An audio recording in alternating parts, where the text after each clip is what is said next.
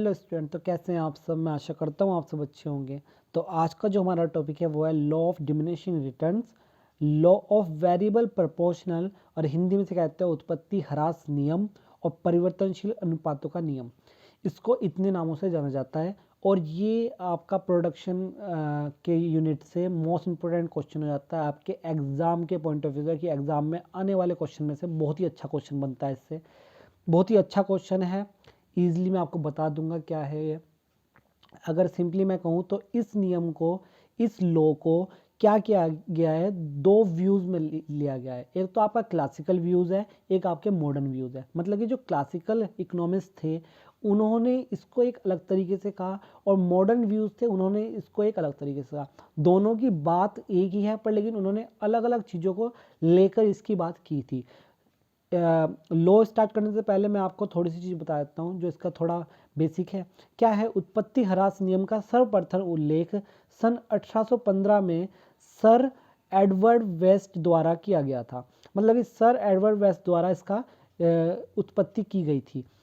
तो उसके बाद क्या हुआ कि किंतु इसकी विविध व्याख्या जो की थी ना, वो एडम स्मिथ, रिकार्डो, माल्थस और मार्शल ने की थी। तो ये क्या था, इन्होंने किया था। उसके बाद इसकी जो व्याख्या थी अलग तरीके से, वो किन्होंने स्मिथ, रिकार्डो, माल्थस और मार्शल ने की थी। अब देखते हैं हम ये लॉ है क्या। जो क्लासिकल व्यूज़ थे, क्लासिकल व्यूज़ में मार्शल आता है, स्मिथ आ जाते हैं। इन सब ने क्लासिकल व्यूज़ में जो इस लॉ को समझाया वो समझाया था उन्होंने। उनके अकॉर्डिंग ये सिर्फ किस पे निर्भर करता था, कृषि पर निर्भर था। मतलब कृषि तक ही सीमित है ये वाला लॉ। मार्शल ने भी इसको उसी तरीके से कहा, उन्होंने भी इसे कृषि तक ही सीमित रखा, उससे आगे ये नहीं गए। मार्शल ने अब कहा क्या था, मार्शल की बात समझते हैं। मार्शल के अनुसार यदि कृषि कला में कोई सुधार ना हो तो भूमि पर उपभोग की जाने वाली पूंजी व श्रम की मात्रा में वृद्धि करने से उत्पादन में सामान्यतः अनुपात में कम वृद्धि होती है। कहने का क्या मतलब है इसका कहने का मतलब ये है कि यदि कृषि कला में, मतलब कृषि को करने के जितने भी तरीके हैं उसमें सुधार ना हो, सुधार का मतलब है उसमें कांस्टेंट है, मतलब कि जो चीज़ करते हो वही चीज़ करते जा रहे हैं। उसके बाद क्या है कि भूमि पर, मतलब लैंड पर उपभोग करने वाली पूंजी व श्रम मतलब लेबर, आप लेबर बढ़ा रहे हो उस पर, और पूंजी से आप कीटनाशक दवाइयाँ वगैरह उसमें यूज़ कर रहे हो, खाद लगा रहे हो। तो उसकी मात्रा में जैसे जैसे हम वृद्धि करते रहते हैं ना, तो उत्पादन हमें धीरे धीरे क्या होता रहता है, उत्पादन हमारा धीरे धीरे कम होता रहता है। कहने का मतलब ये है कि जब शुरुआत में, अगर आप एग्रीकल्चर को थोड़ा बहुत समझते होंगे, तो क्या होता है जब हम किसी लैंड पर हम जब क्या करते हैं, खेती करते हैं, तो उसमें शुरुआत में हम क्या करते हैं, कीटनाशक दवाइयाँ डालते हैं, खाद डालते हैं, जिससे कि हमारा प्रोडक्शन अच्छा हो। जब हम शुरुआत में डालते हैं तो हमारा प्रोडक्शन अच्छा आता है, प्रोडक्शन ज़्यादा आता है। लेकिन हम जब कंटिन्यूसली उन कीटनाशक दवाइयों का यूज़ करते रहते हैं, अलग अलग खाद लगाते रहते हैं, तो क्या होता है, जो हमारी भूमि है, जो हमारी मिट्टी है, उसकी उर्वरक क्षमता, फर्टिलाइज़र इफ़िशेंसी जो होती है वो धीरे धीरे कम होती जाती है। तो हमारा प्रोडक्शन धीरे धीरे क्या होता रहता है, कम होता रहता है। इसलिए कहते हैं कि कीटनाशक दवाइयों का ज़्यादा यूज़ नहीं करना चाहिए, कम से कम यूज़ करना चाहिए। इतना यूज़ करो जितना सिर्फ उसमें काम किया जाए, उससे ज़्यादा यूज़ नहीं करें। तो बिल्कुल ही सिंपल सी बात कही थी इन्होंने। तो ये था हमारे क्लासिकल व्यूज़। क्लासिकल व्यू कृषि तक निर्भर थे, कृषि तक बात कर रहे थे। अब आते हैं मॉडर्न व्यूज़ पर। मॉडर्न व्यूज़ क्या कहते हैं, मॉडर्न व्यूज़ ने इसको एक अलग तरीके से, उन्होंने कहा कि यदि किसी एक साधन में परिवर्तन हो और अन्य सभी साधन स्थिर रखे जाए। मतलब कि जितने भी फैक्टर्स थे हमारे, जो मैंने फैक्टर्स पढ़ाए पिछली वीडियो में प्रोडक्शन वाले, उसको अच्छे से समझना, जब भी जाके समझ में आएगा। और ये मोस्ट इंपोर्टेंट क्वेश्चन है, मैं बता रहा हूँ, ये आ सकता है एग्जाम में।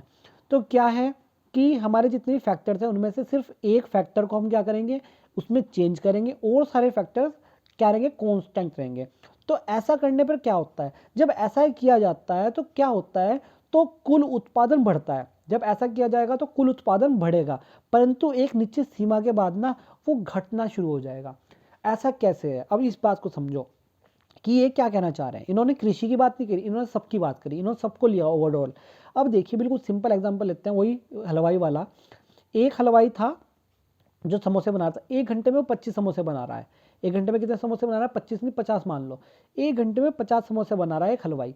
तो उसने क्या किया, एक और लेबर रख ली अपने साथ, एक और लेबर रख ली, तो क्या होगा, अब काम ज़्यादा हो पाएगा, क्योंकि एक समोसा बनाएगा, एक तलेगा समोसे को। तो 50 की जगह अब कितने हो गए, 100 हो गए। उसने फिर क्या करा, एक और लेबर रख ली, और सारा सामान उतना ही रहेगा, सिर्फ एक चीज़ बढ़ाएंगे हम, क्या कह रहे हैं, सिर्फ एक फैक्टर बढ़ाएंगे, सिर्फ एक फैक्टर, और सारी चीज़ें सेम रहेगी। तो अब क्या हुआ, अब उसने क्या किया, एक और चीज़ बढ़ाई, एक और बढ़ा दी उठाकर। अब जब एक और बढ़ा देगा वो लेबर, तो अब कितने हो गए, 3 हो गए। तो एक ने समोसे में आलू भरे, एक ने उसे शेप दी, और तीसरे ने क्या कर दिया, उसे तल दिया।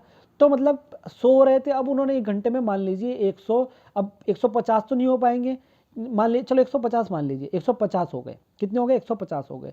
अब क्या हुआ, एक और लेबर रख ली।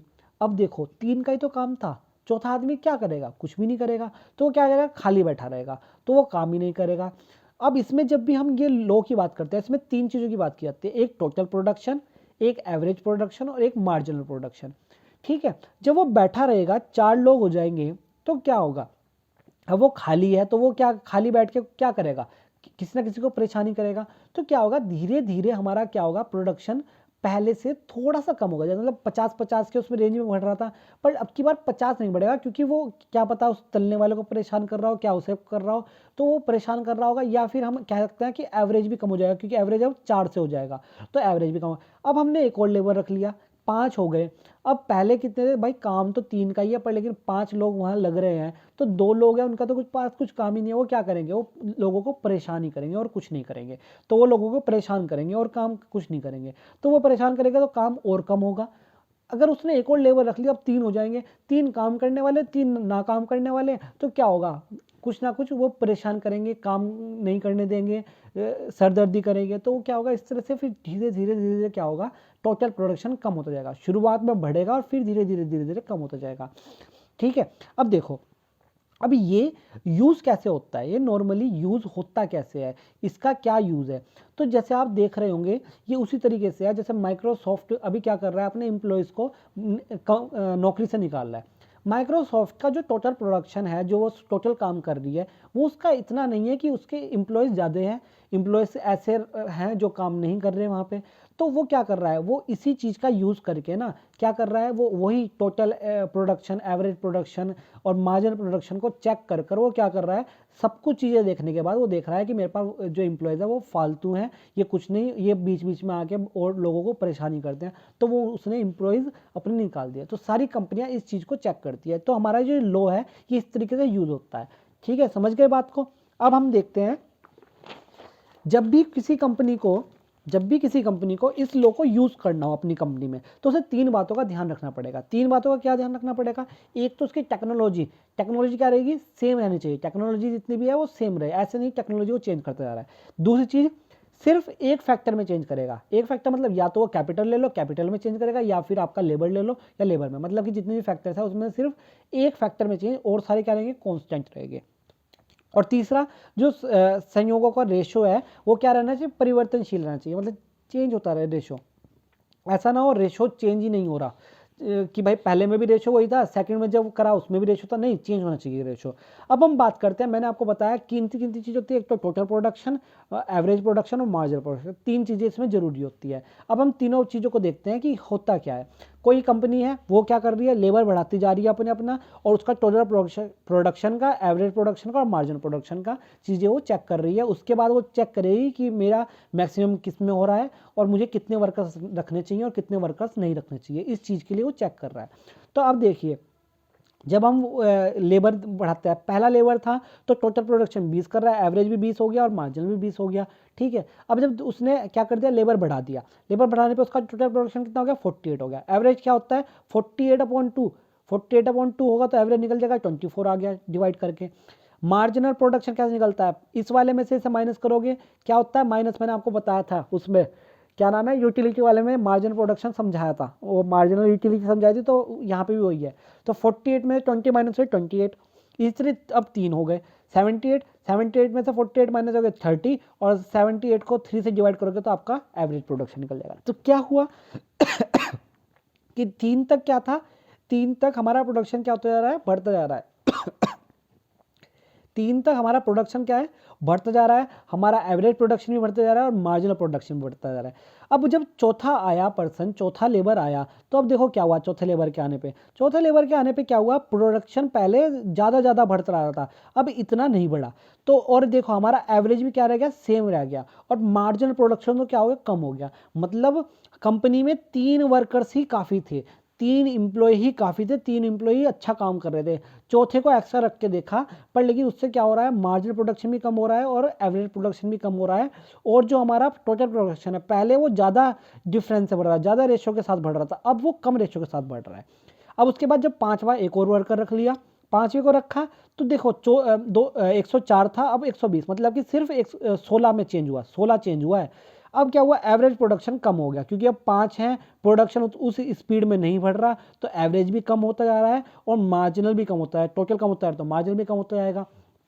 आगे क्या हुआ, छठा आया, तो अब देखो पहले 16 का था, अब 12 का ही रह गया कुल, मतलब कि जो रेशियो है वो भी धीरे धीरे कम होता जा रहा है, टोटल प्रोडक्शन बढ़ तो रहा है पर लेकिन घटती हुई दर से बढ़ रहा है। उसके बाद क्या हुआ, एवरेज भी कम हो गया और मार्जिनल तो फिर कम होगा ही होगा। अब सातवां आ गया, अब देखो क्या हो रहा है, 3 तो काम करने वाले थे, उसके बाद 3 कैसे आ गए, जिसे इनके पास कुछ काम ही नहीं है, वो खाली है, तो वो खाली क्या कर रहे हैं, इन्हें भी परेशान कर रहे हैं, इन्हें भी काम नहीं करने दे रहे, तो इन्हें भी काम नहीं करने दे रहे, तो अब धीरे धीरे प्रोडक्शन कम होता है। अब 7वां आ गया, तो अब ये क्या हो गया, 4 ऐसे हो गए जो काम करने वाले, जो काम कर रहे, और 3 ऐसे हो गए जो काम कर रहे हैं। तो क्या हुआ, वही चीज़ है ना कि ऐसे लोगों की संगत में रहोगे तो संगत का असर पड़ेगा ही। अब 4 लोग काम नहीं करते, 3 करते हैं, तो संगत में असर रह के क्या हुआ, प्रोडक्शन हुआ ही नहीं इस बार तो, और प्रोडक्शन नहीं हुआ तो एवरेज तो कम हो गया, और जो मार्जिनल प्रोडक्शन है तो 0 हो गया, क्योंकि प्रोडक्शन ही नहीं हुआ। तो अब एक और आ गया, अभी तक तो 4 ही थे, अब 5 हो गया, इन्होंने तो फिर काम करना दिया ही नहीं होगा, और वही हुआ, क्या हुआ कि अब की बार प्रोडक्शन तो माइनस में चला गया, क्या हो गया, उल्टा कम हो गया, क्योंकि कम होने नहीं दिया, आधा सामान सुमन तो इन्होंने तोड़ ताड़ दिया होगा। क्या हुआ, एवरेज प्रोडक्शन फिर से कम होता जा रहा है और मार्जिन प्रोडक्शन अब तो माइनस में चला गया, क्योंकि क्या हो गया, ये माइनस में वैल्यू कम हो गई। तो क्या हुआ, ये 3 स्टेज बन गई, कितनी स्टेज बन गई, 3 स्टेज बन गई। क्या एक स्टेज में मार्जिनल प्रोडक्शन बढ़ता जा रहा है, दूसरे स्टेज में क्या हुआ, मार्जिनल प्रोडक्शन कम होना शुरू हुआ, और फिर एक पॉइंट पे क्या हुआ, 0 हो गया और फिर माइनस में चला गया। अब इसको ही हम डायग्राम में बना के दिखाते हैं। सबसे पहले तो हम टोटल प्रोडक्शन का बना देंगे, टोटल प्रोडक्शन 20, 48 और कितने तक, 132 तक जाएंगी, एक तो 132 तक गया और फिर कम होना शुरू हो गया। इस तरह हम क्या बना देंगे, एवरेज प्रोडक्शन का बना देंगे, एवरेज प्रोडक्शन बढ़ा था और फिर धीरे धीरे कम होगा, 16 तक पहुंच गया था। फिर हम मार्जिनल प्रोडक्शन बढ़ा था, फिर 0 तक पहुंच गया था और 0 के बाद माइनस में चला गया। बिल्कुल हमने वो डायग्राम बना दिया, डायग्राम आप बना ही सकते हो। इधर हमने लेबर ले लिए, क्या ले लिया, इधर हमने लेबर ले लिया, इधर टोटल प्रोडक्शन, मार्जिनल प्रोडक्शन और अपना एवरेज प्रोडक्शन ले लिया, इस पर वाई एक्सिस पर, और एक्स एक्सिस पर हमने ये ले लिया। क्या हुआ कि ये सारी चीज़ें थी। अब हम वही 3 हमें स्टेज मिली, 3 स्टेज को हमने उसे शो कर दिया, 3 स्टेज मिली है और 3 स्टेट को हम इस तरह कहते हैं। एक जो पहले वाली है जिसमें इंक्रीज होता जाता है, उसे हम स्टेट ऑफ इंक्रीजिंग रिटर्न्स कहते हैं, या एक और नाम है लॉ ऑफ इंक्रीजिंग रिटर्न्स कह देते हैं। जो दूसरी वाली है जिसमें क्या होता है, जिसमें कम होता जा रहा है पर लेकिन 0 नहीं हुआ, तो उसे हम क्या कहते हैं, लॉ ऑफ डिमिनिशिंग रिटर्न्स या स्टेट ऑफ डिमिनिशिंग रिटर्न्स कहते हैं। और तीसरी जो होती है स्टेट ऑफ निगेटिव रिटर्न्स होती है, जिसमें वैल्यू निगेटिव में पहुंच जाती है, मार्जिनल प्रोडक्शन निगेटिव में। पहली इंक्रीजिंग क्यों है, क्योंकि हमारा मार्जिनल प्रोडक्शन बढ़ता जा रहा है। दूसरी डिक्रीजिंग क्यों है, वो डिमिनिशिंग क्यों है, डिक्रीजिंग क्यों है, क्योंकि हमारा मार्जिनल प्रोडक्शन कम होता जाता है पहले से। और लास्ट वाला निगेटिव इसलिए क्योंकि हमारा मार्जिनल प्रोडक्शन निगेटिव में चला गया है।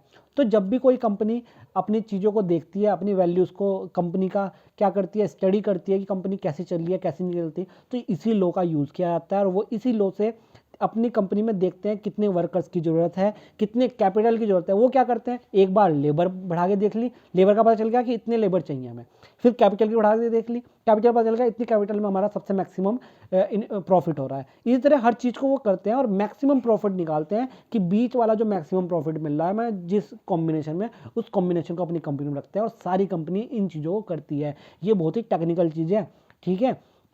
पता नहीं इस हिसाब तक समझ भी पा रहे हो इस बात को या नहीं। चलो, मुझे लगता है समझ में आ गया होगा, मैंने इसी तरीके से समझाया एग्जांपल देके कि आपको ये चीज़ें समझ में आ जाए बहुत अच्छे से, ठीक है। ये आपका क्वेश्चन था, मोस्ट इंपोर्टेंट क्वेश्चन है। इसमें फिर बाद में लिख देंगे इससे ही सारी चीज़ें कि लेट करके लिख देंगे, let axis on axis labour and Y axis total marginal average production. उसके बाद फिर सारी चीज़ें बता देंगे कि क्या क्या क्या क्या होता है, सारी स्टेज लिख लेंगे। नोट्स मैंने इंग्लिश में भेजे हुए हैं, हिंदी में भी भेज दूंगा, आज सारे ग्रुप्स में भेज दूंगा, वो अच्छे से वहाँ समझ लेना, ठीक है।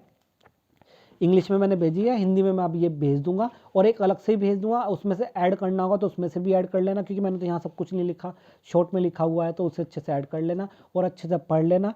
एग्ज़ाम की तैयारी अच्छे से कर लेना, आपके एग्ज़ाम जल्दी ही हैं। तो और कुछ भी दिक्कत हो तो मुझसे पूछ लेना कि सर हमें बता दो, कोई भी चीज़ है तो मैं आपको उसी तरीके से बता दूंगा, ठीक है। कमेंट कर देना, ग्रुप में बता देना, अगर किसी को कोई भी क्वेरी होगी तो ग्रुप में बता देना कि इस टाइम सर क्लास ले लो, हम लाइव क्लास ले लेंगे और उसमें आपके सारे डाउट्स क्लियर कर देंगे। इसको अच्छे से कर लेना। अब मिलते हैं हम नेक्स्ट क्लास में, ठीक है। धन्यवाद।